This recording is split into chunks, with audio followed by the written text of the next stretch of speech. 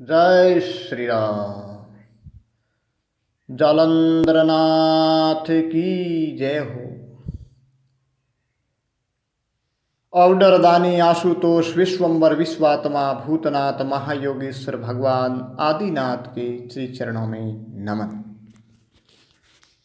भजन भागीरथी के अविरल पर्वा में आज की सत्संग में आप सभी का स्वागत है। आप सभी का स्वागत है और आज का विषय जालंधरनाथ जी के जीवन वृत्त संबंधित है।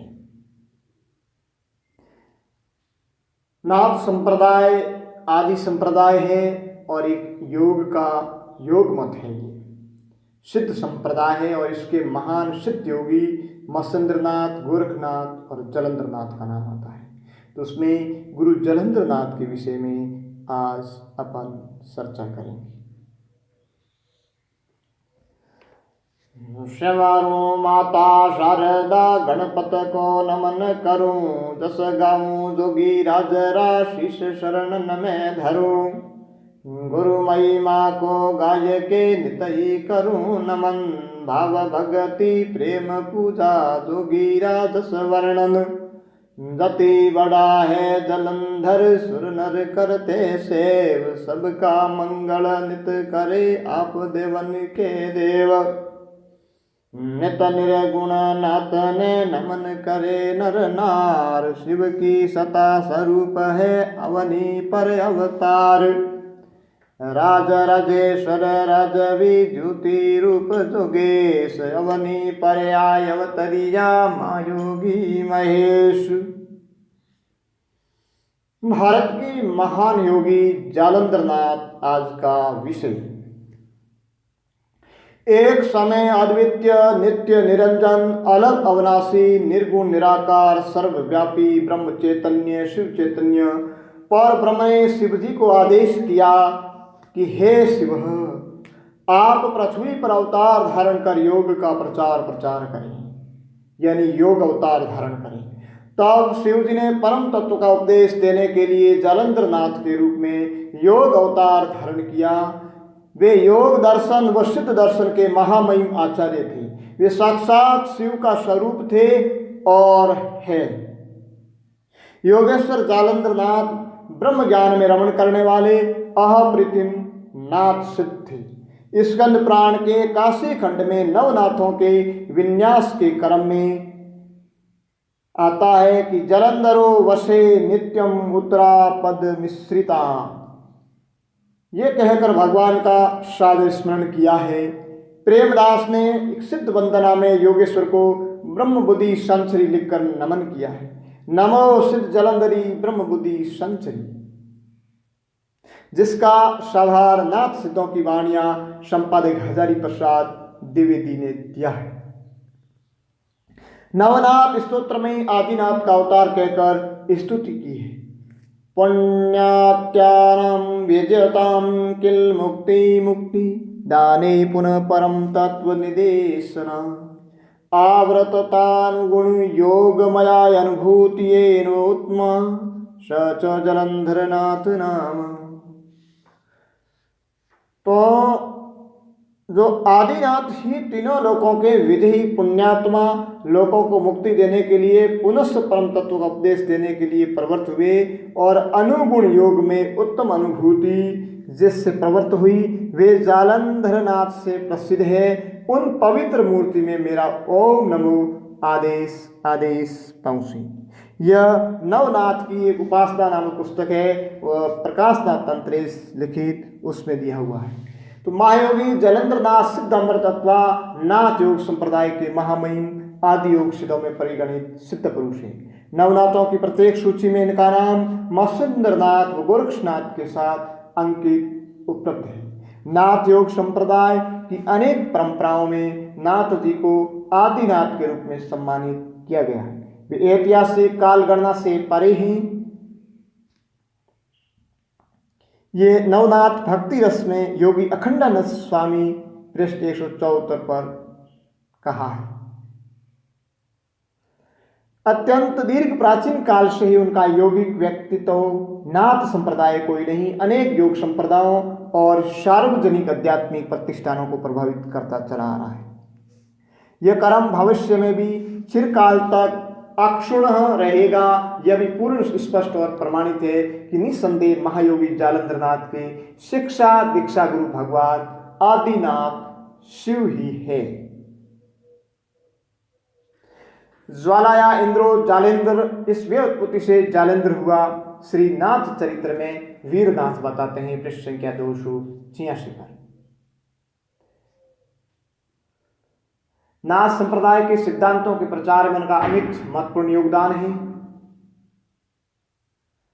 नाथ संप्रदाय के ग्रंथों में भिन्न भिन्न परंपराओं से इनके ज्वालेंद्रनाथ ज्वालेंद्रनाथ तो वीरनाथ जी ने बताया है श्री नाथ चरित्र में, और जालंधरीनाथ नाम है वो एक महाराजा मानसिंह पुस्तक प्रकाशन में हस्तलिखित पत्र है 1510 उनके क्रमांक के नंबर दूसरा है।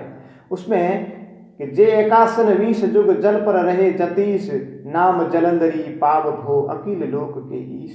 तो ये नाम मिलता है। जालंधर, हल्लीपाद, जालंधरपाद, जालंधरण, हाडीपा अथवा हाड़ीपद आदि नाम उपलब्ध होते हैं नाथ जी की। तिब्बती परंपरा में ये मसेंद्रनाथ के गुरु माने गए हैं। तो भोटिया ग्रंथों में आदिनाथ कहा गया है जालंधरनाथ जी को। जो पूरा तत्वांक है एक गंगा नाम की जो पत्रिका, उसके पृष्ठ संख्या 252 से 253 पर इसका जिक्र मिलता है। अधिकांश तो इन्हें मसेंद्रनाथ के गुरु भाई के रूप में लिखा गया है। महायोगेश्वर जालंधरनाथ को अंतरिक्ष नारायण का अवतार व अग्निपुत्र का भी माना जाता है। अन्य सिद्धनाथ योगियों की भांति नाथ जी भी अयोनिज थे। धर्म की रक्षा व अधर्म का विनाश करने के लिए भगवान किसी न किसी तरीके से अवनी पर अवतरित होते हैं। तो गीता में योगेश्वर भगवान श्री कृष्ण कहते हैं यदा यदा हि धर्मस्य ग्लानिर्भवति भारत अभ्युत्थानम् अधर्मस्य तदात्मानं सृजाम्यहम्। ये श्रीमद् भगवत गीता के 4थे अध्याय का 7वां श्लोक है।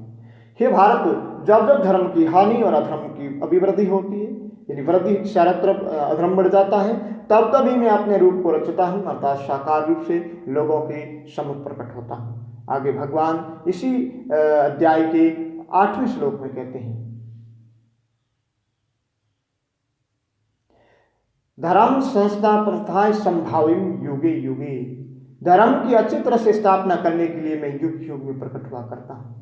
अतः भगवान आदिनाथ स्वयं ही योगीराज जालंधरनाथ के रूप में धरा पर पधारे। इस प्रकरण में लोक प्रमाणिक ग्रंथों, प्रचलित लोक कथाओं, अनुश्रुतियों आदि के आधार पर योगीराज के जीवन चरित्र के विषय में आपके सामने प्रस्तुति है आज। तो योगीराज का अवतरण। महायोगी राजेश्वर की कई दिव्य कथाएं हैं। आदि से लेकर अद्य अवधि पर्यंत विभिन्न क्षेत्रों में भिन्न भिन्न समय पर भक्तों, साधकों एवं योगियों की इच्छा को पूर्णता प्रदान करने हेतु समय समय प्रकट होते हैं। साधारण जन ने देश काल में उस निमित्त प्राकट्य यानी दीदार को भी दीर्घ काल पश्चात आविर्भाव स्वीकार कर लिया। इस प्रकार जन्म संबंधी अनेक विस्मताएं पाई जाती है। दीर्घकालीन अद्य अवधि पर्यंत विशेष विवरण अन्य अलवस्त स्थितों की भांति नाथ जी का भी अप्राप्य ही है। तिब्बती परंपरा के अनुसार नगर भोग देश में ब्राह्मण कुल में इनका जन्म हुआ। पीछे से एक अच्छे पंडित भिक्षु बने और घंटापाद की शिष्य कुर्मपाद की संगति में आकर फिर उनके शिष्य हो गए। ये बात गंगा पुरातत्वांक के पृष्ठ संख्या 252 से 253 पर अंकित है। एक नवनाथ भक्ति रस में योगी अखंडानंद स्वामी लिखते हैं पृष्ठ संख्या 182 से 183 पर कि नवनाथ भक्ति रस नामक ग्रंथ में स्वामी अखंडानंद लिखते हैं तिब्बती परंपरा के अंतर्गत जालंधरनाथ का नागरभोग गांव के ब्राह्मण कुल में उत्पन्न कहा गया है। वे बाल्यावस्था में जगत की नश्वर प्रकृति पर विचार किया करते थे तो उदास हो जाते थे। एक समय की बात है कि वे शमशान में एक वृक्ष की छाया में बैठकर जीवन की क्षणभंगुरता पर विचार कर रहे थे। उन्होंने वहां एक डाकिनी को यह कहते हुए सुना कि चित्त में शुद्ध विचार रखना चाहिए। यहाँ डाकिनी से अभिप्राय हैवज्र योगिनी होगा।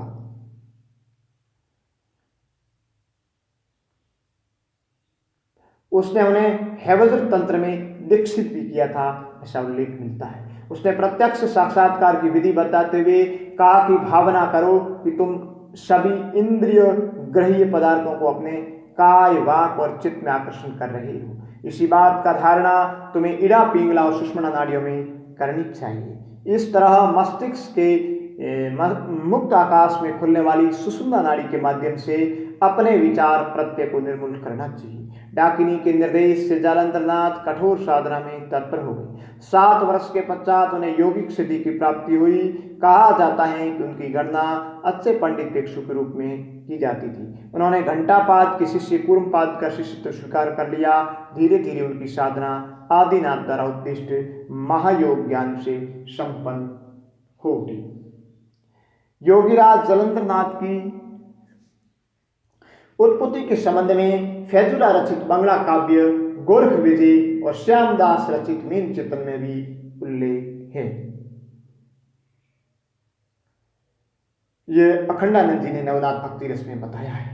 दोनों उपयुक्त ग्रंथों की कथानक वस्तु प्राय एक ही है। इनमें सिद्धार्डीपाद जालंधरनाथ की उत्पत्ति पर प्रकाश डाला गया। कथा है कि आद्य और आद्यास ने पहले देवताओं की सृष्टि की, उसके बाद 7 सिद्धों की उत्पत्ति हुई। धर्म मंगल शून्य प्राण में धर्म निरंजन की कथा वर्णित है कि जग सृष्टि से पहले विश्व अव्यक्त था। शून्य से बुद्ध रूप में ब्राह्मण प्रकट हुआ, उसके बाद में निरंजन आदिनाथ के रूप में अभिव्यक्त हुए। निरंजन देव के तप के ताप से केतका देवी की उत्पत्ति हुई, जिसको मनसा भी कहते हैं। तपोलिन आदिनाथ मनसा का स्मरण कर काम प्रवण हो गए। केतका के मुख से ब्रह्मा, ललाट से विष्णु और योनि से शिव उत्पन्न हुए। तीनों की परीक्षा हुई, उसमें शिव ने सफलता प्राप्त की। वलुका नदी के तट पर आदिनाथ तप रहे थे। तीनों पिता का दर्शन करने गए। तीनों के तीनों तप में रत हो गए थे। आदिनाथ परीक्षा के लिए गलित शव के रूप में नदी के प्रवाह में दिख पड़े। ब्रह्मा शव गंध से दूर स्थित हो गई। विष्णु ने जल विक्षेप कर उसे दूर किया। शिव ने दोनों को बुलाकर अपने जानू पर शव का दाह संस्कार किया। ब्रह्मा अग्नि हुए, विष्णु काष्ठ हुए और दह्यमान शव की नाभि से मीननाथ, ललाट अथवा जटा से गोरखनाथ, हाथ से हडिपा यानी जालंधरनाथ और कान से कानपा, शरण से चौरंगीनाथ हुए। आदिनाथ के संकेत से शिव ने केतका को पत्नी के रूप में ग्रहण किया और जन्मांतरित केतका का नाम गौरी था। योगी अखंडानंद स्वामी का मत है कि विपरीत प्रसंग में जालंधरनाथ की दिव्य उत्पत्ति की एक विधि का पता चलता है। इस प्रसंग में एक महत्वपूर्ण बात यह है कि एक दिन भगवती गौरी ने भगवान शिव से निवेदन किया कि आप सारों सिद्धों को विवाह का वंश चलाने की आज्ञा दीजिए, तो मैं उनकी परीक्षा लूँ। उस समय पूर्व दिशा में जालंधरनाथ, दक्षिण दिशा में कानपा, पश्चिम दिशा में गोरखनाथ और उत्तर दिशा में मीननाथ यानी मसंद्रनाथ तप कर रहे थे। उन सारों को ध्यान बल से शिव ने अपने निकट बुलाया। देवी ने भुवन मोहिनी रूप धारण कर सिद्धों को भोजन परोसा। मसंद्र के मन में काम संकल्प उठा। उसी तरह रमणी के साथ विवाह का आशय है कि मसंद्रनाथ ने कुलाचार पर तंत्रिक उपासना के अंतर्गत स्त्री के सौंदर्य और आकर्षण पर विजय प्राप्त करने की साधना अपनाने का संकल्प किया। जालंधरनाथ के मन में संकल्प उठा कि ऐसी लावण्यवती रमणी के घर झाड़ू लगाऊंगा। इसके सौंदर्य उपयोग के लिए इसका आशय है कि जालंधरनाथ ने निश्चय किया कि ऐसी सुंदरी के घर झाड़ू देते हुए लघु से लघु कार्य का संपादन करते हुए मैं स्त्री के सौंदर्य आकर्षण से मन को विमुख कर शिव पद में रमण करूंगा। यही कारण है कि गौड़ बंगाल के मेहरकुल राजधिराज मणिकचंद्र और उनकी पटरानी मयानती ने उनका संपर्क हुआ। योगीराज गोपी चंद ने कृष्णपाद के अनुग्रह से जालंधरनाथ को अपनी योग साधना का गुरु बनाया और जगदीश्वर भवानी के शाप के परिणाम स्वरूप स्त्री विजय के लिए महारानी मयानावती के राज्य में जालंधरनाथ ने लघु कार्य अपनाया। गौड़ बंगाल में जोगी जावत सलत खुली बजारा, नर नारी निवन करे आया सुध सरदारा। गायों हेतु ग्रास लावत अदर सिर पे धारा, राजा प्रजा चकित भई निरखत जोगी का नजारा। वहां पर नाथ जी ने हाड़ीपाद की उपाधि प्राप्त की। विश्व मोहिनी गौरी के रूप में सौंदर्य से आकृष्ट हो कानपा ने उनकी ऐसी रमणी को प्राण दे कर पाने का निश्चय किया। देवी ने उन्हें अंतुर्मान देश में डायु का पक्ष होने का शाप दिया। गोरखनाथ ने भगवती के रूप में देखा तो उनके उन्हें संकल्प उठा कि ऐसी देवी का मैं स्तनपान करूं, ये मेरी माता है। देवी ने प्रश्न होकर उन्हें स्त्री रत्न पाने का वरदान दिया और शिव ने माया से कन्या उत्पन्न की और उसने गोरखनाथ को पति के रूप में वर्णित करना चाहा। जो महायोगी गोरखनाथ उनके घर जाकर 6 माह के शिशु हो गई। दूध पीना चाहा। कन्या से कहा कि मुझ में काम भी कारण नहीं हो सकता, तो पर तुम मेरी करपरी और कोपी धोकर उसका जल पी लो। स्त्री ने ऐसा ही किया। इस क्रिया से उत्पन्न पुत्र ने नाथ संप्रदाय में करपटीनाथ, जहाँ कहीं इसका नाम सरपटीनाथ भी मिलता है। उपयुक्त कथा का हास्य है कि सारों सिद्धों ने अपनी अपनी यौगिक साधना पद्धति के अनुसार रमणी के रूप में सौंदर्य पर विजय प्राप्त कर मन को अपने वश में करना था। सिद्ध योगेश्वर जालंधर नाथ के मेहर कुल के माणिक चंद्र के घराने से संबंध होने की ये भूमिका है, जो स्वामी अखंडानंद के मत अनुसार है। जो फैजुलाकृत गोरख विजय और श्यामदास कृत मीन चेतन में उपलब्ध होती। एक परंपरा अनुसार ऐसी प्रसिद्धि है कि इनका जन्म पंजाब में अधिष्ठित जालंधर पीठ नामक तंत्रिक स्थान में हुआ था। ये नाथ संप्रदाय में हजारी प्रसाद द्विवेदी बताते हैं, पृष्ठ संख्या 75 पर अंकित है। जालंधर नाम से अनुमान किया जा सकता है कि जालंधर पीठ में या तो उत्पन्न हुए थे या सिद्ध हुए थे। हठ योग की पुस्तिकाओं में एक बंद का नाम जालंधर बंद है। बताया जाता है कि जालंधर नाथ के साथ संबंध होने के कारण ये बंद जालंधर बंद कहा जाता है। इसी प्रकार गोरक्षनाथ मसंद्रनाथ के नाम पर भी एक एक बंद पाए जाते हैं। ये भी नाथ संप्रदाय में हजारी प्रसाद द्विवेदी कहते हैं, पृष्ठ संख्या 76 से साकार है। योग शास्त्रीय पुस्तकों में एक और बंद उडियान बंद है। यह संभवतः उडियान पीठ के किसी सिद्ध द्वारा प्रवर्तित है।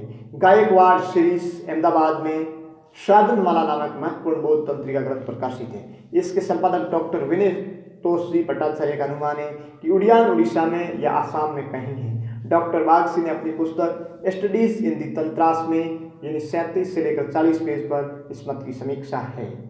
योग्यतापूर्वक प्रतिपादन किया है कि उडियान वस्तुतः स्वात उपत्यका में ही है और ये जालंधर पीठ के कहीं आसपास ही है। जितनी भी परंपराओं का ऊपर उल्लेख है वे सभी जालंधरनाथ का जन्म स्थान पंजाब की ओर निर्देश करती है। अतः यह असंभव नहीं है कि जालंधरनाथ का संबंध उडियान और जालंधर दोनों बंधों से हो। हजारी प्रसाद द्विवेदी ने नाथ संप्रदाय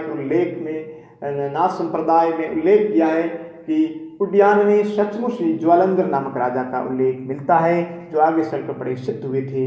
ये तारानाथ पृष्ठ संख्या 235 ने उडियान देश के 2 भाग बताए हैं। एक नाम संबल है तो दूसरे का लंकापुरी। अनेक चीनी और तिब्बती ग्रंथों में लंकापुरी की चर्चा आती है। स्टडीज इन दी तंत्र पार्ट फर्स्ट में डॉक्टर प्रबोध चंद्र बागसी पृष्ठ संख्या 39 में ये बात बताई है। संबलपुरी के राजा इंद्रभूति थे और लंकापुरी के जालंधर। इन्हीं जालंधर के पुत्र से इंद्रभूति की बहन की शादी हुई थी। सब्र तंत्र का संबंध संबलपुरी से बताया जाता है। अब इतना निश्चित है कि उडियान और जालंधर पीठ दोनों आसपास है। उडियान में ही कहीं लंकापुरी है जहाँ कोई जालंधर नाम के राजा थे। ये बात राउत जी ने इंद्रभूति को लंकापुरी का राजा लिखा है गंगा पत्रिका में पृष्ठ संख्या 22 और इसकी बहन लक्ष्मीकारी को संबल नगरी की योगिनी कहा है पृष्ठ संख्या 224 पर।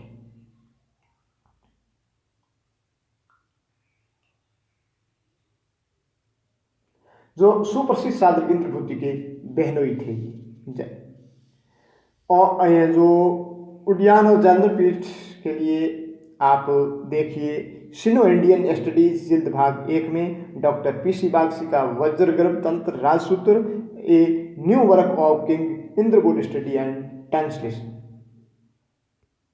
हठयोग के ग्रंथों में उडियान बंद और जालंधर बंद नाम के जो बंद हैं उनका संबंध इनमें से किसी एक से होना अनेक से होना असंभव नहीं। डॉक्टर द्विवेदी कहते हैं कि यह कहना कठिन है कि जालंधर राजा ही जालंधर है या नहीं। पौराणिक विश्वास के अनुसार इस जालंधर पीठ में सती के मृत शरीर का जिससे लेकर उन्मत्त भाव से शिव तांडव करने लगे थे, उस समय उनका स्तन भाग जालंधर पीठ में ही गिरा था। यह पीठ त्रिग्रत प्रदेश में है, जो पंजाब के एक अंश का पुराना नाम है। विश्वास किया जाता है कि यहाँ मरने से कीट पतंग पशु पक्षी सभी मुक्त हो जाते हैं।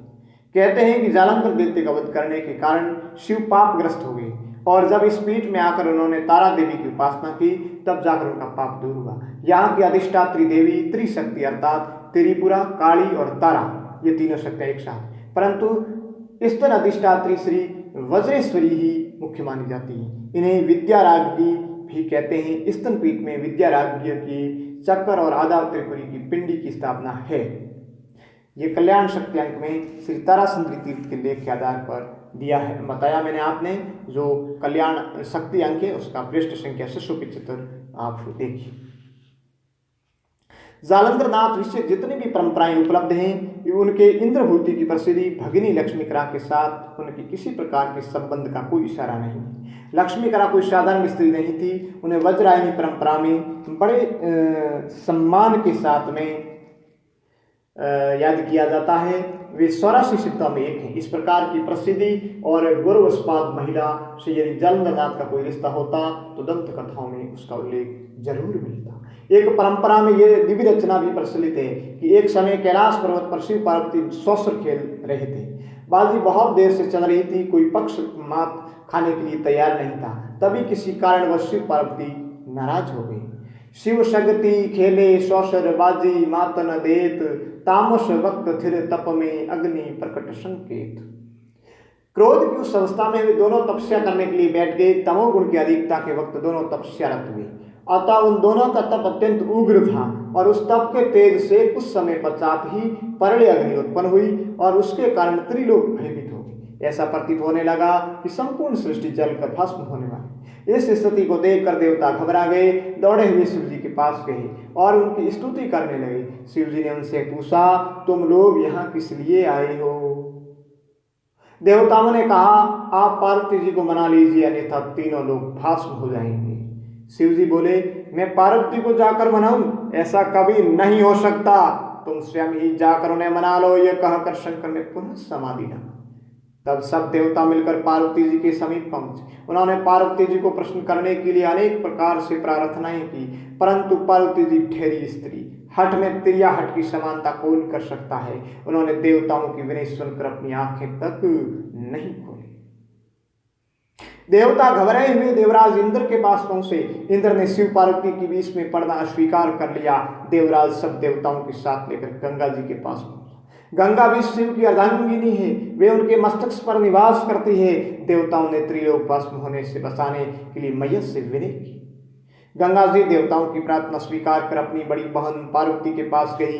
गंगा को पार्वती को प्रलय अग्नि का बोध कराते हुए कहा, बहन तुम जैसे ही हो सके शिव जी को प्रश्न करो।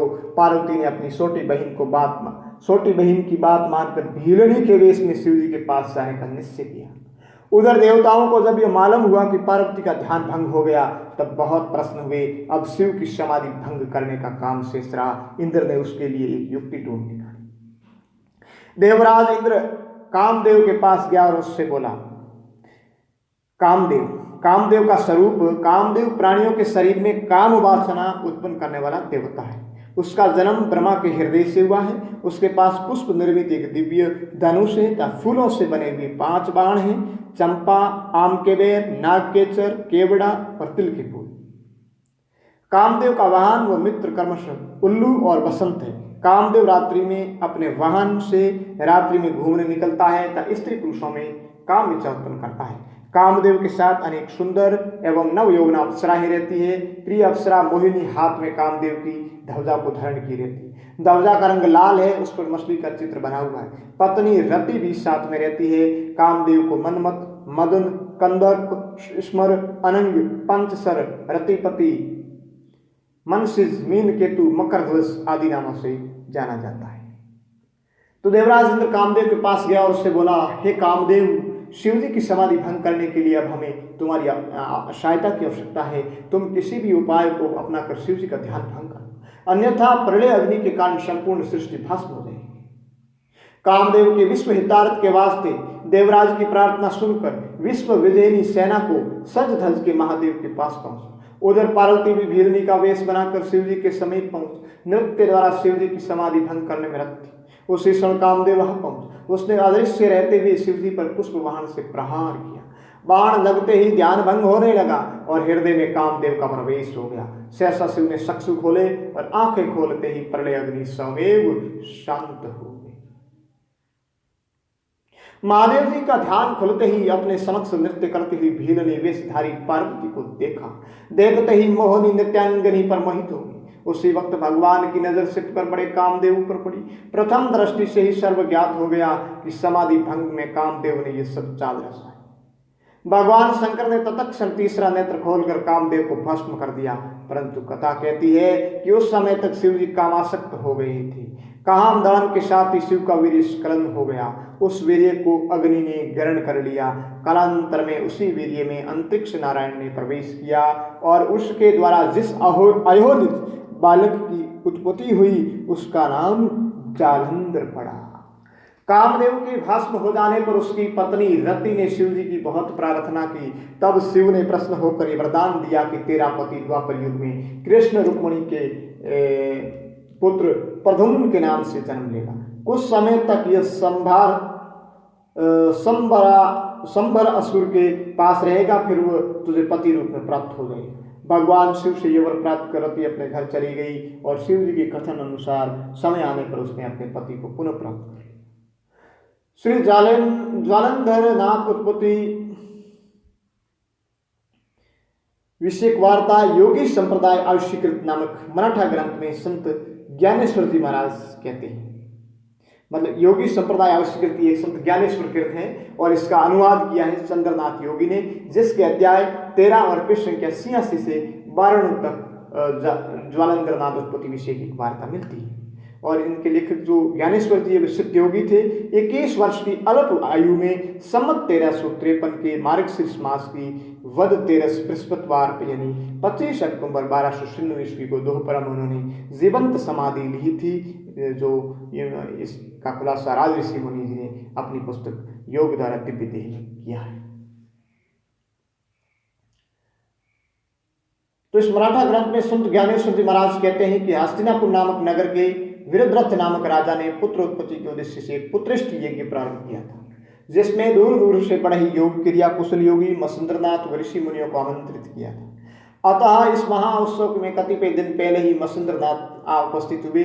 उधर से अन्य ऋषि मुनि भी सने सने आने लगे। कुछ ही दिन में खासी भीड़ हो गई। फिर राजा ने प्रथम एक सभा की और उसमें संति हस्त संपुटी किए हुए आगत विद्वानों से प्रार्थना की कि आप लोग शुभ मुहूर्तान्वित पक्ष तथा दिन देखकर यज्ञ का आरंभ करो। उन्होंने तत्काल ही राजा की आज्ञानुसार कार्य प्रारंभ कर दिया। समस्त नदियों का जल मंगवा दिया, बड़ी बड़ी औषधियां मंगाई गई, अनेक प्रकार के गांधिक पदार्थ भी मंगाए गए। इस प्रकार नाना सामग्रियों द्वारा यथावत शास्त्र विधि से यज्ञ कर अग्निदेव को प्रसन्न किया। तत्काल ही अग्निकुंड से एक मनोहर दिव्य रूपमान अद्वितीय बालक उत्पन्न हुआ, जो शीघ्र ही राजा को समर्पित कर दिया। जब राजा ने बालक की सुंदरता देखी तब तो यह अत्यंत ही आनंदित हुआ। परमात्मा की महती कृपालुता के विषय में बार बार धन्यवाद देने लगे, क्योंकि आज पर्यंत राजा के कोई पुत्र नहीं थे।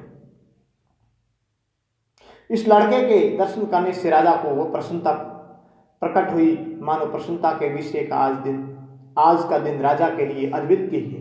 अब से पहले राजा को ऐसा आनंद प्राप्त करने का सौभाग्य प्राप्त नहीं हुआ था।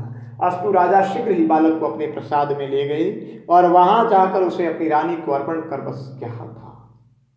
लड़के को देखते ही रानी मानो मूर्छित सी हो गई, परंतु जब वो सचेत हुई तो उसने तत्काल ही लड़के को अपनी गोद में लगाकर ईश्वर की महती कृपा के विषय में राजा की तरफ असंख्य धन्यवाद दिया। तुरंत राजा ने समस्त नगर में बाजा बजाने के लिए, अनेक प्रकार के दान पुण्य करने के लिए मंत्री लोगों को आज्ञा दी। ठीक उसी समय नगर के प्रतिग्रह में अनेक प्रकार के मंगलमय गीत गाए जाने लगे।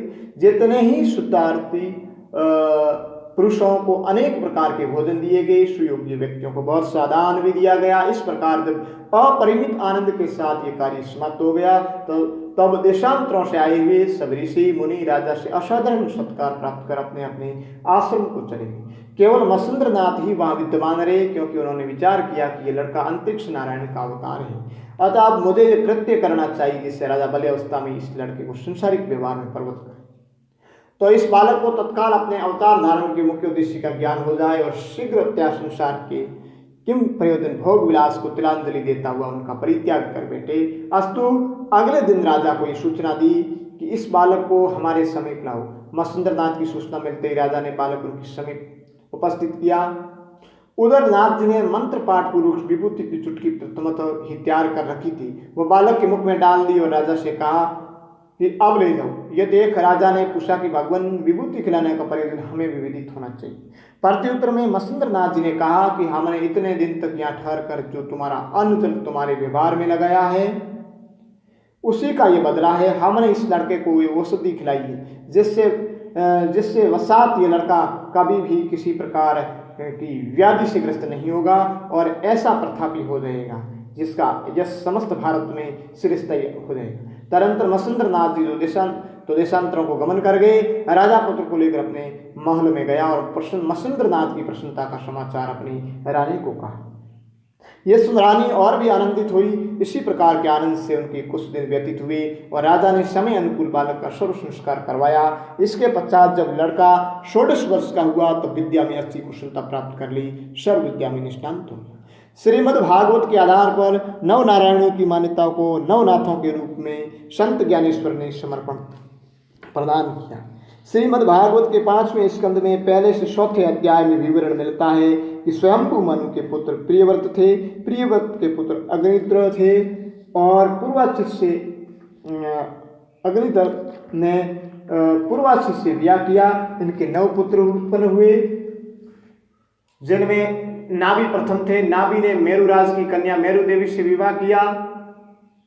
दोनों ने हिमालय में तपस्या की जिनके परिणाम स्वरूप उनके पुत्र के रूप में भगवान ऋषभदेव ने जन्म लिया।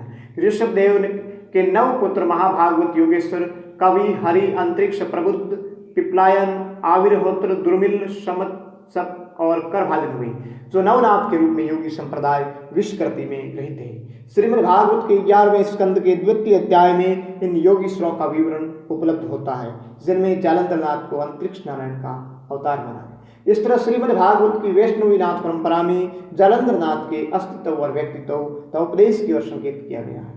नवनाथ परंपरा के अध्ययन से स्पष्ट लक्षित होता है कि महायोगी जालंधरनाथ शैव योगी नाथ योगी थे। योगी राजेश्वर जालंधरनाथ के जीवन चरित्र के संबंध में अनेक वृत्तांत उपलब्ध होते हैं और यह निर्णय करना कठिन हो जाता है कि उन्होंने किस स्थान पर शरीर धारण किया, किन किन स्थानों को अपनी योग सिद्धि से प्रभावित किया। परंतु उपरोक्त उत्पत्ति विषय सर्व वृत्तांत के सार रूप में राजा वृद्धश्व के पुत्रोष्टि यज्ञ द्वारा उत्पत्ति सत्य सिद्ध होती है। वृद्धश्व सुविख्यात इक्वांकु वंशी सूर्य वंश राजा का शाश्वत का पुत्र था जो अयोध्या नगरी का राजा था। योगी संप्रदाय आविष्कृति में हस्तिनापुर नगरी बताया, परंतु महाराजा मानसिक पुस्तक प्रकाशन जोधपुर से प्राप्त हस्तलिखित ग्रंथों में विवरण इस प्रकार मिलता है। ग्रंथ 722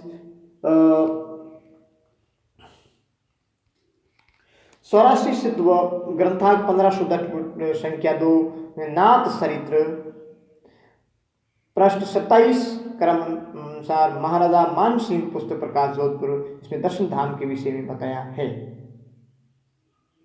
जिसमें डॉक्टर भगवतीलाल शर्मा ने जलंधर पीठ श्री मंदिर जालोर पुस्तक में भी जिक्र किया है। तो त्रय तेजात्मक मुख्य स्वरूप श्री जलंधरी पावो 0 समुद्र में 10 महाविद्या करी सेवित आगे कयो सो उठा स्वरूप सु राजा हरिश्चंद्र रोहितासु पृथ्वी से पधारनरी प्रार्थना की। जब सत्युग्रे विषय पधार उन राजारी मनोकामना सिद्ध कर गिरनार पर्वत विषय विराजता हुआ सो प्रथम स्थान पृथ्वी विषय अहो पसे मानदाता राजारी प्रार्थना सु कलशासल विराज ने राजा तपस्या कीनी थी सो जोग सिद्धि दे आपन चंद्र सूरज ने दोनों बाजू राग कपाल आसन कियो। कोई काल उठे जोग अभ्यास कर कलसा सदर मध्य भाग में विराजता हुआ सो स्थान दूसरो हो पिछले राजा अजय पादरी प्रार्थना सो रक्तासल से पंचकुंडी जलंधरी गंगा प्रगट हुई। तीसरो नाथ स्थान प्रसिद्ध है। रोहितासु के विषय में वृत्तांत राठौड़ारी वंशावली संपादक डॉक्टर फतेह सिंह जी पृष्ठ संख्या 26 से 30 और इनके विस्तृत परिचय भारतवर्षीय प्राचीन को सिद्धेश्वर शास्त्री चित्रावली संख्या 755 पर और मार्कंडी पुराण में मिलता है। अतः उपरोक्त विवरण विवेचन से यह स्पष्ट होता है कि हस्तिनापुर नगरी बाद में स्थापित हुई। सत्यवादी राजा हरिश्चंद्र सत्युग त्रेता के संधि काल में हुए थे। नाथ श्री ने उस समय रोहितासु को दर्शन देकर कृतार्थ किया। रोहितासु राजा हरिश्चंद्र के राजकुमार थे। अतः इससे ज्ञात होता है कि जलंधर नाथ ने उस समय तक साधना करके योग द्वारा दिव्य देह प्राप्त कर ली थी। ये सत्य प्रतीत होता है कि इतिहास प्रसिद्ध सत्यवादी राजा हरिश्चंद्र से 21 पीढ़ी पहले वृद्धश्व नामक राजा हुआ है। भगवान आदिनाथ अहोनिज पुत्र के रूप में उन्हीं के घर अवतरित हुए थे। योगीराज तो समदृष्टि होते हैं पर सूर्यवंश पर नाथ जी की कृपा विशेष रही है। राजा रोहितासु, राजा मंदाता, राव गोपीचंद, राव मलिनाथ, राजा गोपीचंद, रावण मलिनाथ राठौड़, राव गोगादेव राठौड़, राजा सज्जन विनोद राठौड़, राजा मानसिंह राठौड़, राजा रतन सिंह, राजा मालदेव राठौड़, राजा अजय सिंह जी राठौड़, जोगसी, भाकर सिंह राठौड़, मेहोजी इंदा, संत गोकुलगिरी इत्यादि। सरबंगी सकल का शाही होता है, उनकी दृष्टि में कोई भेदभाव नहीं होता। परंतु सूर्यवंशी सम्राटों में अपने कुल वंश के देव ये गुरु का आधार मानकर आराधना की, तब उन पर विशेष कृपा हुई, साक्षात प्रकट होकर ब्रह्म ज्ञान का उपदेश दिया। इन सब तथ्यों से ज्ञात होता है कि जलंधर नाथ जी सूर्यवंशी क्षत्रिय सम्राट घृताश्व के सुपुत्र थे। जय जलंधर गुरु श्री गोगादेव। कल सेकंड पार्ट में इनसे आगे संसारिक जीवन वैराग्य वगैरह बताएंगे।